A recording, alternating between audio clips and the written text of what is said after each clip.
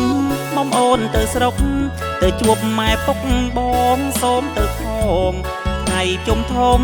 មុំអូនទៅស្រុកទៅជួបម៉ែពុកបងសូមទៅផងទៅជុំរៀបសួរទាំងគូត្រសងអូនប្រាប់ថាបងជាសង្សាររូបស្រីដេចធ្វើអឹមអៀនមិនហ៊ានវាចាឬស្រង់ជីវ៉ាមិនជឿចិត្តបងដេចធ្វើអឹមអៀនមិនហ៊ានវាចាឬស្រង់ជីវ៉ាមិនជឿចិត្តបងសុំទៅផ្ទះអូនឲ្យបានស្គាល់ម្ដងព្រោះអីរូបបងចង់ជាប់និស័យថ្ងៃចេញវស្សាបងសូមចូលស្ដីដណ្ដឹងអូនស្រីពីលោកមេបាថ្ងៃចេញវស្សាបងសូមចូលស្ដីដណ្ដឹងអូនស្រីពីលោកមេបាយើងចាំដៃគ្នាជាគូវាសនាកសាងគ្រួសារតរៀងទៅអើយ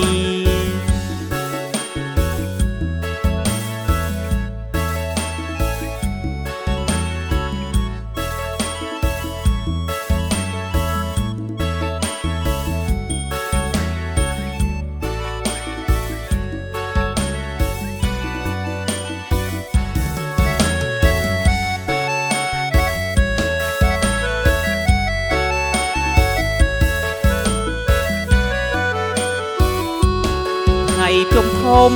មុំអូនទៅស្រុកទៅជួបម៉ែពុកបងសូមទៅផងថ្ងៃជុំធំមុំអូនទៅស្រុក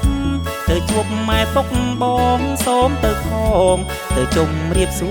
រទាំងគូត្រសងអូនប្រាប់ថាបងជាសង្សាររូបស្រីដេចធ្វើអឹមអៀនមិនហ៊ានវាចាឬស្រង់ជីវ៉ាមិនជឿចិត្តបងដេចធ្វើអឹមអៀនមិនហ៊ានវាចា